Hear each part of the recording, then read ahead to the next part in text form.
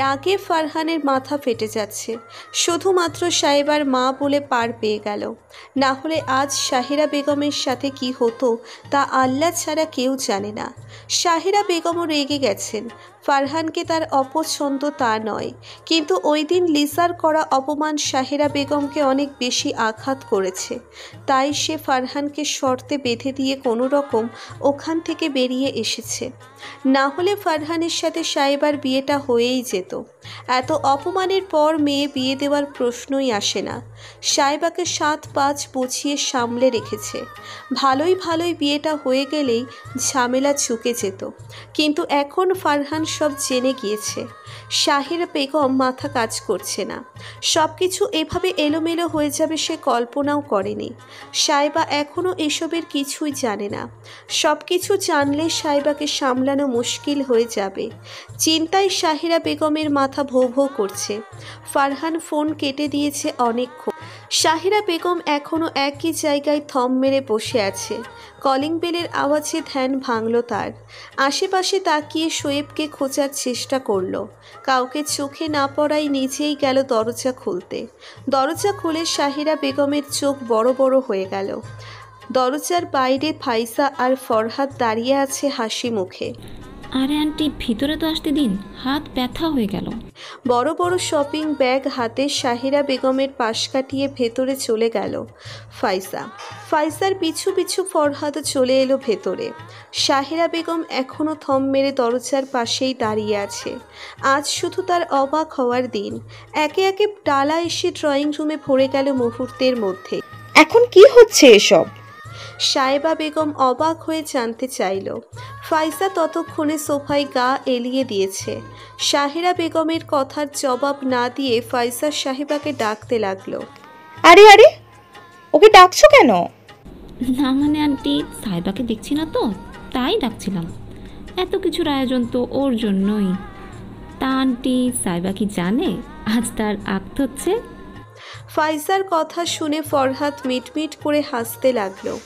শাহিরা বেগমের নাজেহাল অবস্থা দেখে ওর খুব হাসি পাচ্ছে। বেচারি। ফরহাদ ফাইসাকে থামিয়ে দিয়ে সিরিয়াস ভঙ্গিতে বলল। শাহিরা বেগমের বিস্ময় এবার আকাশ ছিল। তার মেয়ের বিয়ে তার বাইরের মানুষ থেকে জানতে হচ্ছে। এক হিসেবে ওরা ঠান্ডা মাথায় হুমকি দিচ্ছে তাকে। শাহিরা বেগম রেগে মুখ খুলবে তার আগেই ফাইসা তার মুখ বন্ধ করে দিল। সাহেবা কোথায় আন্টি? ওকে একটু ডেকে দিন প্লিজ। ওকে তো রেডি করাতে হবে। ফারহান এখানে নেই তো কি হয়েছে? ভিডিও কলে নিজের বউকে বউরূপে না দেখলে আমার ভাইটার আবার মন খারাপ হয়ে যাবে। শেষের কথাটা ফাইসা মন খারাপের ভান করে বলল। শাহিরা বেগমের এসব আর সহ্য হচ্ছে না। সে এবার চিৎকার করে বলল, তোমাদের এসব নাটক বন্ধ করো। আমার মেয়েকে আমি কখনোই বিয়ে দেব না ফারহানের সাথে। সাহেবার বিয়ে ঠিক হয়ে গেছে, আর 10 দিন পরই ওর বিয়ে। তোমরা আসতে পারো এখন। মা। বাসার পরিবেশ মুহূর্তেই ঠান্ডা হয়ে গেল। শাহিরা বেগমের চেহারায় ভয়ের ছাপ দেখে বাঁকা হাসল ফাইসা। শাহিরা বেগমের চিৎকার শুনেই রুম থেকে বেরিয়েছিল সাহেবা, কিন্তু বেরিয়ে এমন কিছু শুনতে হবে স্বপ্নেও ভাবেনি সে। হতভম্ব হয়ে মায়ের দিকে তাকিয়ে আছে সাহেবা। আমার বিয়ে ঠিক হয়েছে মানে? শাহিরা বেগম শক্ত গলায় বলল। ভেতরে যাও সাহেবা। সাহেবাকে দাঁড়িয়ে থাকতে দেখে শাহিরা বেগম ধমকে উঠে বলল, কি হলো? কথা কানে যায়নি? ভেতরে যাও। সাহেবা কোথাও যাবে না আন্টি। সাহেবা এখন আমার সাথে পার্লারে যাবে। আপনি বরং অতিথি আপ্যায়নের ব্যবস্থা করুন। ফাইসার কথা শুনে ফুঁসে উঠল শাহিরা বেগম। ক্রুদ্ধ গলায় বলল, তোমরা আমার মেয়েকে জোর করতে পারো না। দেশে আইন কানুন বলেও একটা কথা আছে। আমার অনুমতি ব্যতীত আমার মেয়েকে কিভাবে এখান থেকে নিয়ে যাও তা আমিও দেখব। শাহিরা বেগমের কথা শুনে ফরহাদ হাই তুলতে তুলতে বলল, দেশে অবশ্যই আইন কানুন আছে। আপনি বরং এক কাজ করুন আন্টি, আপনার হাতে হাতে না হয় বিসিএস ক্যাডার জামাইকে কল করুন। আমি আপনার পাশে আছি। প্রয়োজনে আব্বুও আপনাকে সাহায্য করবে। আমি থানায় কল করে আপনাকে ফোন ধরিয়ে দিচ্ছি। আপনি আপনার অভিযোগ নির্দ্বিধায় জানান। এটা তো আর মগের মুল্লুক না। ফাইজু, তুই বরং সাহেবাকে নিয়ে যা। আন্টিকে সাহায্য করার জন্য আমি আছি এখানে, টেনশন নট। বাহারি খাবারের গন্ধে চারিদিক মোমো করছে। রান্না প্রায় শেষের দিকে। সব কিছুর তদারকি করছে ফরহাদ নিচে। সাইবার মা সোফার এক কোণায় মাথা চেপে ধরে বসে আছে। কিছুক্ষণ আগেই সানোয়ার সাহেব এসেছিল এলাকার কিছু গণ্যমান্য লোকজনদের নিয়ে। এসেই খুব বিনয়ের সঙ্গে সাহেরা বেগমের সাথে কথা বলেছেন তিনি। নিজের কথার জালে এভাবে ফেঁসে যাবেন তা কল্পনাও করেননি সাহেরা বেগম। সানোয়ার সাহেব এসেই তার সাথে কুশল বিনিময় করে বললেন, ওই দিনের কথা মনে রাখবেন না আফা, পুরো ঘটনাটাই অনাকাঙ্ক্ষিত ছিল। আমরা কেউ ভাবিনি লিজা এমন কিছু করবে। আমার স্ত্রী ছেলে কিন্তু আপনাদের হয়ে প্রতিবাদ করেছে, তারপরেও আমি ক্ষমা চাইছি। আমার ছেলেটা অনেক দূরে আছে, খুব আদরে তাদের বড় করেছি আমি। আপনি নিজের চোখেই দেখেছেন কতটা বিলাসিতায় বড় হয়েছে ওরা। আমার সেই ছেলে এখন অন্যের অধীনে চাকরি করছে, যেখানে আমার নিজের কোম্পানিতে ৪,৫০০ এমপ্লয়ি কাজ করে। বাবা হিসেবে নিজেকে ব্যর্থ মনে হয়। আমার একটা ছোট ভুলের জন্য এত কিছু হচ্ছে। আপনি আর অমত করবেন না, ছেলেটা আমার পাগল হয়ে গেছে, খাওয়া ঘুম সব ছেড়ে দিয়েছে। আপনি কিন্তু কথা দিয়েছেন, এবার আপনার মেয়েটাকে আমাকে দিয়ে দিন। আমি তাকে আমার মেয়ের মতো করে রাখবো, তার কোনো অসম্মান আমার বাড়িতে হবে না, আমি আপনাকে কথা দিচ্ছি। সানোয়ার সাহেবের কথা শোনার পর আর কিছু বলার সুযোগ পেল না সাহেরা বেগম। আসলে এই কথার পৃষ্ঠে কি বলা যায় তিনি ভেবে পেলেন না। তার নীরবতাকেই সম্মতি মনে করে সানোয়ার সাহেব সবাইকে তাড়া দিলেন সব কাজ তাড়াতাড়ি শেষ করার জন্য। সাহেবাকে নিয়ে অনেকক্ষণ আগেই বেরিয়ে গেছে ফাইসা। সাহেবা যদিও যেতে চায়নি, ফাইসা ওকে জোর করে টেনে হিচড়ে নিয়ে গেছে। সব কিছু আমেরিকা বসে শুনছিল ফারহান, তাকে ফোনে কানেক্টেড রেখেছে ফরহাদ। সাহেরা বেগমের কথা শুনে আগে থেকেই মেজাজ চড়েছিল ফারহানের। তার মধ্যে সাহেবার পার্লারে যাওয়ার অসম্মতি জানানো আগুনে ঘি ঢালার কাজ করেছে। সামনে পেলে চড়িয়ে লাল করে দিত, তাতে কোনো সন্দেহ নেই। দাঁত কিরমির করে বলল, এর জন্য শাস্তি ভোগ করতে হবে ধুলোর রানী। তোমার এই সামান্য অসম্মতি আমাকে সবচেয়ে বেশি রক্তাক্ত করেছে। আমি পাগলের মতো সবার সাথে তোমার জন্য লড়াই করছি, আর তুমি সামান্য নিজের মতামতটুকুও আমার পক্ষে দিলে না। অন্তত পক্ষে আমার পাশে তো থাকতে পারতে। তার মানে তোমার আমাকে ছাড়াও চলবে, তবুও তোমার আমার হতে হবে, কারণ আমার তোমাকে ছাড়া চলবে না। শাস্তিটা না হয় আমার হয়েই ভোগ করলে, বিরহের আগুনে এবার আমার হয়ে তুমিই পুরো। আমি না হয় তুমি আমার বলে নিজেকে সান্ত্বনা দিয়ে নিশ্চিন্তে ঘুমাবো। পার্লারে বসে উসখুস করছে সাহেবা। পার্লারের মেয়েগুলো বিরক্ত হয়ে গেছে সাহেবার নড়াচড়ায়। মেয়েটা এবার বিরক্ত হয়ে বলেই ফেলল, একটু শান্ত হয়ে বসুন ম্যাম, এত নড়াচড়া করলে সাজ নষ্ট হয়ে যাবে। আমার কিচ্ছু ভালো লাগছে না, যে কোনো একভাবে সাজিয়ে দিন তো, এত ভালো করে সাজাতে হবে না। পার্লারের মেয়েটা অসহায় চোখে তাকালো ফায়েজের দিকে। সাহেবার কথা শুনে বিরক্তিতে নাক মুখ কুঁচকে তাকালো ফাইসা। মুখ দিয়ে বিরক্ত সূচক শব্দ করে সাহেবার উদ্দেশ্যে বলল, তুমি কি বিয়েটা করতে চাইছো না সাইবা? সাহেবা অসহায় চোখে ফাইসার দিকে তাকালো, অস্থির গলায় বলল, আমি তো চাই বিয়েটা হয়ে যাক আপনি, কিন্তু মা তো রাজি নন। মায়ের অমতে মাঝপথেই থেমে গেল সাহেবা। চোখ ছলছল করছে ওর, বাকি কথা গলায় আটকে গেল। কান্নাগুলো দলা পাকিয়ে নিঃশ্বাস বন্ধ হয়ে আসছে। তোমার মাকে রাজি করানোর দায়িত্ব আমাদের সাইবা। তুমি আপাতত রেডি হওয়ায় মন দাও। ফাইসা সান্ত্বনা দিলেও টেনশন কমছে না সাইবার। এক প্রকার যুদ্ধ করেই সাজানো শেষ করলো। পার্লারের মেয়েগুলো যেন হাঁপ ছেড়ে বাঁচল। ফারহান চোখ বন্ধ করে ডিভানে বসে আছে, যথাসম্ভব নিজেকে সামলে রাখার চেষ্টা করছে। পরিবার ছেড়ে থাকা পর্যন্ত ঠিক আছে, কিন্তু নিজের ভালোবাসার মানুষটাকে বিয়ে করার সময় সেখানে থাকতে পারছে না, এই কষ্ট বুকের ভেতর হাহাকার করে তুলছে। আজ থেকে সাইবা তার হয়ে যাবে, যার উপর একমাত্র তার অধিকার থাকবে। কিন্তু ইচ্ছে করলেই তাকে বুকে জড়িয়ে নিতে পারবে না, তাকে সামনে বসিয়ে রেখে মনের তৃষ্ণা মিটিয়ে চোখ ভরে দেখতে পারবে না। এটা কতটা কষ্টের তা একমাত্র সেই বুঝতে পারছে। এখন শুধু শুধু বেশি তার প্রেয়সীকে দেখার অপেক্ষা। কি ভাবছো? ইউসুফের কথায় চোখ তুলে তাকালো ফারহান। মলিন হেসে নিজের পাশে বসতে ইশারা করলো। ইউসুফ মুচকি হেসে ফারহানের পাশে বসলো। খুব চিন্তা হচ্ছে? না, আব্বু সব ঠিক করে ফেলবে। তাহলে মন খারাপ করে আছো কেন? দূরত্ব খুব পোড়াচ্ছে। তাকে দেখার তৃষ্ণা ভিতরে ভিতরে ক্ষত বিক্ষত করে দিচ্ছে। যাকে এক মুহূর্ত না দেখে থাকতে পারতাম না, তাকে আজ 4 মাস হচ্ছে দেখি না। তোমাকে বোঝাতে পারবো না আমি আমার ঠিক কতটা কষ্ট হচ্ছে। তুমি কিন্তু বাংলাদেশ থেকে ঘুরে আসতে পারতে ফারহান। সুযোগ থাকা সত্ত্বেও তুমি গেলে না। গেলে তো আর এখন এই কষ্ট সহ্য করতে হতো না। ইউসুফের কথা শুনে দীর্ঘশ্বাস ছাড়ল ফারহান। মলিন হেসে বলল, না ইউসুফ, আমি সাইবার আম্মুকে কথা দিয়েছি, আমি আমার কথা রাখবো। নিজের যোগ্যতায় আমি নিজেকে প্রতিষ্ঠিত করব। ততদিন আমি বাংলাদেশে ফিরে যাব না। ইউসুফ তপ্ত শ্বাস ফেলে ফারহানের দিকে তাকালো। ছেলেটার মুখটা শুকিয়ে গেছে। ইউসুফ জানে ফারহান ভিতরে ভিতরে ভেঙে পড়েছে, তবে গম্ভীর ফারহান তা কাউকে বুঝতে দিচ্ছে না। ইউসুফ ফারহান থাকে 3 বছরের বড়। ফারহানকে ছোট ভাই হিসেবেই দেখেও, তাই ইউসুফেরও আজ ফারহানকে দেখে খারাপ লাগছে। বিকেল 4টার দিকে সাহেবাদের বাসায় সব মেহমান চলে এলো।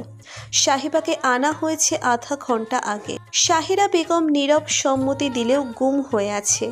সব কাজ ফারহান আর সানোয়ার সাহেব সামলাচ্ছে। ফারহানা বেগম সমস্ত জুয়েলারি এনে সাহেবাকে পরিয়ে দিয়েছে। সাহেবার সৌন্দর্য যেন প্রতিটি মানুষের চোখ ঝলসে দিচ্ছে। ফাইজা বারবার আফসোস করে বলছে, ইস, আমার ভাইটার আবার তোমার এই রূপ দেখে হার্ট অ্যাটাক না করে বসে। অপূর্ব লাগছে। ছেলে হলে আজ ফারহানের সাথে একটা কম্পিটিশন দেয়াই যেত। ফাইজার কথা শুনে সবাই হাসিতে ফেটে পড়ল। সাহেবার বন্ধুরাও সবাই এসেছে। এই অল্প সময়ের মধ্যে কেউই পরিপাটি হয়ে আসতে পারেনি, তাই নীতি আর সাবা এখানে এসেই নিজেদের সাজ কমপ্লিট করছে। নীল কোনো রকম একটা পাঞ্জাবি পরে এসেছে। 3 বন্ধুর কটমট দৃষ্টিতে সাহেবা শুকনো ঢোক গিলছে বারবার। ওদের হাসাহাসির মধ্যেই আদিব তার দলবল নিয়ে হাজির। সকাল থেকে ফরহাদের সাথে বাজার করে সবকিছু পৌঁছে দিয়ে গেছে। তারপর ওই বিসিএস ক্যাডারের ব্যবস্থা করতে গিয়ে বেচারার অবস্থা নাজেহাল। এসেই ফাইজার পাশে টান টান হয়ে শুয়ে পড়ল। হাত পাগুলো একটু টিপে দাও তো, আজ অনেক কাজ করেছি, এখন আমি ক্লান্ত। ফাইজার দিকে উঁচু করে পা এগিয়ে দিয়ে বলল আদিব। ফাইজা বিরক্তি নিয়ে তাকিয়ে আছে আদিবের দিকে। এই ছেলেটা অতিরিক্ত পাকা, যাকে বলে ইঁচড়ে পাকা। বেয়াদবটার সাহস কত, ওকে বলে পা টিপে দিতে। আদিবের কথা শুনে সাবা গদগদ হয়ে পড়ল। আমি টিপে দিই আদিব ভাইয়া। কথাটা বলেই যেন লজ্জায় মরে যাচ্ছে সাবা। ফাইজা দাঁত কিরমির করে বলল, হ্যাঁ হ্যাঁ, টিপে দাও। হাত পায়ের সাথে গলাটাও টিপে দিতে ভুলো না। বারান্দায় দাঁড়িয়ে নিচের রুমের দিকে তাকিয়ে আছে সাইবা। এখান থেকে ফারহান তার দিকে তাকিয়ে থাকতো। হ্যাঁ, সাইবা এখন ফারহানের রুমে। এ বাড়িতে আসা হলেও ফারহানের রুমে কখনো আসা হয়নি সাইবার। প্রথম থেকেই তাদের মধ্যে একটা দূরত্ব কাজ করত। ফারহান সব সময় তাকে এড়িয়ে চলতো। কখনো সামনাসামনি দাঁড়িয়ে 2-একটা কথা বলেছে কিনা মনে পড়ছে না। রাগী গম্ভীর মুখে ঘুরে বেড়ানো ছেলেটার প্রেমে পড়ে যাবে ভাবতেই পারেনি সাইবা। ফারহানদের পরিবারের সবাই হাসি খুশি হলেও ফারহান সব সময় গম্ভীর। সবার সাথে সম্পর্ক স্বাভাবিক হলেও ফারহানের সাথে কখনো স্বাভাবিক কথাও বলা হয়ে ওঠেনি। ফারহানের এই গম্ভীরতা আরও বেশি আকৃষ্ট করেছে সাইবাকে। ফারহান গম্ভীর চোখে যখন সাইবার দিকে তাকাতো, তখন মনের মধ্যে হাজার প্রজাপতির ডানা মেলে উঠতে শুরু করত। তাই একদিন সাহস করে ফারহানকে মনের কথা বলে দিয়েছিল সেদিন। ফারহান যখন ঠান্ডা মাথায় তাকে রিজেক্ট করে দিল, তখন সাইবার অনেক কষ্ট হয়েছিল। রাগে অপমানে কয়েকদিন ভার্সিটিতেই যায়নি। ফারহানের ক্লাসমেট মিজান যখন তাকে নানাভাবে অপমান করে, তখন আর সাইবা সহ্য করতে পারেনি। ফারহানের উপর সমস্ত ক্ষোভ ঢেলে দিয়েছে। তারপর থেকেই ফারহানের আচরণ বদলে গেছে। সেও বুঝিয়েছে সে সাইবাকে কতটা ভালোবাসে। লিসার সাথে হওয়া ঝামেলার পরে দুজনের মধ্যে দূরত্ব আসলেও ভালোবাসার কমতি ছিল না। কিন্তু আজ ফারহানের ব্যবহারে অনেক বেশি অবাক হয়েছে সাইবা। ভিডিও কলে খুব সাধারণভাবে উপস্থিত হয়েছিল ফারহান। তাকে দেখে মনে হয়নি আজ তার বিয়ে, অথচ সাইবা পটের বিবি সেজে বসেছিল। সবাই যেখানে সাইবার রূপের প্রশংসায় পঞ্চমুখ, সেখানে ফারহান তার দিকে একবার তাকিয়েই দেখেনি। কবুল বলার সময়ও সাইবা ফারহানের দিকে তাকিয়েছিল, কিন্তু ফারহানের সেদিকে কোনো খেয়াল নেই। সে মাথা নিচু করে বসেছিল। ফারহানের ব্যবহারে সবাই অবাক হলেও কেউ কিচ্ছু বলেনি। সবাই ভেবেছে লজ্জায় হয়তো ফারহান এমন, কিন্তু সাইবা ঠিকই বুঝতে পেরেছে ফারহান তার উপর কোনো কিছু নিয়ে রেগে আছে। বিয়ে শেষ হতে না হতেই ফারহান সবাইকে সাফ সাফ জানিয়ে দিয়েছে সাইবা এখন থেকে তাদের বাসায় থাকবে। নিজেদের বাড়িতে সারাদিন আসা যাওয়া করলেও রাতেও বাড়িতেই থাকতে হবে। শাহিরা বেগম অসম্মতি জানালেও তাকে অনেক কষ্টে রাজি করিয়েছেন ফারহানা বেগম। এসব কিছু ভাবতে ভাবতেই সাইবা ফারহানের বেডের মাঝ বরাবর শুয়ে পড়ল। এখানে আসার পরেও ফারহান সাইবার সাথে কথা বলেনি। সবার কাছে কল করলেও সাইবার কাছে ফারহান এখনও একটা এসএমএসও করেনি। এর জন্য সাইবার মনটা ভার হয়ে আছে।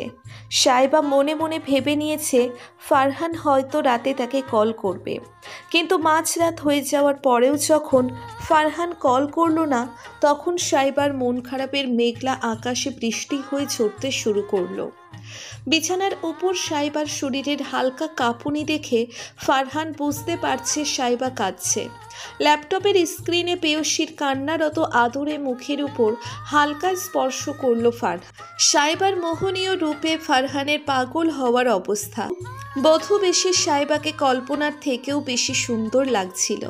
ফাইসার পাঠানো প্রত্যেকটা ছবি এ পর্যন্ত 1000 বার দেখে ফেলেছে ফারহান। সাইবার উপর রাগ করে এখনও সাইবার সাথে কথা বলেনি ফারহান। তাই বলে বউকে তো আর না দেখে থাকা যায় না। তাই বেডরুমে আদিবকে দিয়ে আজকেই ক্যামেরা লাগিয়েছে ফারহান। সাইবা যখন বেডরুমে প্রবেশ করে তখন ফারহানের হৃদয়ে যেন এক শীতল হাওয়া বয়ে গেল। মনের প্রশান্তি বলে দিচ্ছিল এই রমণী আজ থেকে একান্ত তোমার ব্যক্তিগত মানুষ, যার উপর সবচেয়ে বেশি অধিকার একমাত্র তার নিজের। ল্যাপটপের দিকে তাকিয়ে এই ফোন হাতে নিল ফারহান। শাস্তি পরেও দেওয়া যাবে, তবে আজকের এই স্পেশাল রাতে শাস্তি একটু শিথিল করা হল। স্ক্রিনে চোখ রেখেই মুচকি হেসে সাইবার নাম্বারে কল দিল ফারহান। ফোনের শব্দে ধ্যান ভাঙল সাইবার। কান্না করতে করতে ফোন হাতে নিয়ে নাম্বার দেখেই হুড় মুড়িয়ে উঠে বসল সাইবা। হুট করেই কান্না থেকে গিয়ে হিচকি উঠে গেল। ফোনের স্ক্রিনে চলচল করছে হাব্বি নামটা। ফাইসাই যে এই নামে নাম্বার সেভ করে দিয়েছে তাতে কোনো সন্দেহ নেই। এতক্ষণ পরে পিঠে কান্না করলেও এখন মনের মধ্যে একরাশ লজ্জা এসে ভর করেছে সাইবার ভয় হচ্ছে। অজানা ভয়ে বুকের ভেতর ধুকপুক করছে। সাইবার ভয় হচ্ছে কল রিসিভ করলে ফারহান তার বুকের ধুকপুকানি শুনে না নেয়। এদিকে সাইবার লজ্জা রাঙা মুখ দেখে ফারহানের বুকের অস্থিরতা বেড়ে যাচ্ছে। এমন একটা লাল টুকটুকে বউ রেখে এখানে আরও 1.5 বছর কাটাতে হবে ভাবতেই তো দম বন্ধ হয়ে আসছে। চট করেই চোখ সরিয়ে নিল ফারহান। ধূপধাপ পা ফেলে জানালার গ্লাস খুলে দিল। বউকে দেখেই অক্সিজেনের ঘাটতিতে মরে যাচ্ছে সে। সামনে পেলে না জানি কি হবে। স্ক্রিনের দিকে তাকিয়ে থাকতে থাকতেই কল কেটে গেছে। সাইবার এখন আফসোস হচ্ছে কেন তখন কল রিসিভ করলো না। লজ্জা তো পরে একা একাও পাওয়া যেত। ধ্যাত, প্রায় 10 মিনিট পরে আবার কল এলো সাইবার মোবাইলে। এবার আর দেরি করলো না সাইবা, ঝটপট কল রিসিভ করে ফেলল। কিন্তু মুখ দিয়ে তো কথাই বের হচ্ছে না। ওদিকে ফারহানও চুপ করে আছে। ফারহানের ঘন নিঃশ্বাস সাইবার কথা গলায় আটকে দিয়েছে। আনমনে এক হাত গালে চলে গেছে। খেয়াল হতেই থতমত খেয়ে হাত নামিয়ে নিল সাইবা। সাইবার অবস্থা দেখে মুচকি হাসল ফারহান। বউ কি তাকে ভয় পাচ্ছে? তাহলে আরেকটু ভয় দেখানো যাক। সাইবা! ফারহানের গম্ভীর গলা শুনে কেঁপে উঠল সাইবা। কম্পিত গলায় পড়ল, জি। এখনো ফ্রেশ হওনি কেন? সাইবার মুখটা এবার কাদো কাদো হয়ে গেল। সে তো ফারহানের জন্যই এতক্ষণ এভাবে বসেছিল। তার সমস্ত সাজসজ্জা ফারহান না দেখলে সব বৃথা তার কাছে। কিন্তু মুখে বলল এমনি। সাইবার অভিমানী মুখের দিকে ঘোর নয়নে তাকিয়ে রইল ফারহান। সাইবাকে এখন আদুরে বিড়াল ছানার মতো লাগছে। এই মেয়েটা কি জানে তার এই এলোমেলো বধূ বেশ কতটা মোহনীয় করে তুলেছে তাকে? আমার জন্য অপেক্ষা করছিলে সাইবা? সাইবা অভিমানী গলায় বলল, না। তাই বুঝি? সাইবা কিছু না বলে ঝরঝর করে কেঁদে উঠল। এদিকে ফারহান প্রেয়সীর কান্না থামানোর বিন্দুমাত্র আগ্রহ দেখালো না, উল্টে মনোযোগ দিয়ে সাইবার কান্না মাখা গলার অভিযোগ শুনতে লাগলো। ছাদের এক কোণায় দাঁড়িয়ে সিগারেট টানছে আদিব। বন্ধুদের মধ্যে সেই একমাত্র সিগারেট খায়। ফারহানের হাতে কয়েক দফা উত্তম মধ্যম খেয়ে ও সিগারেট ছাড়তে পারেনি সে।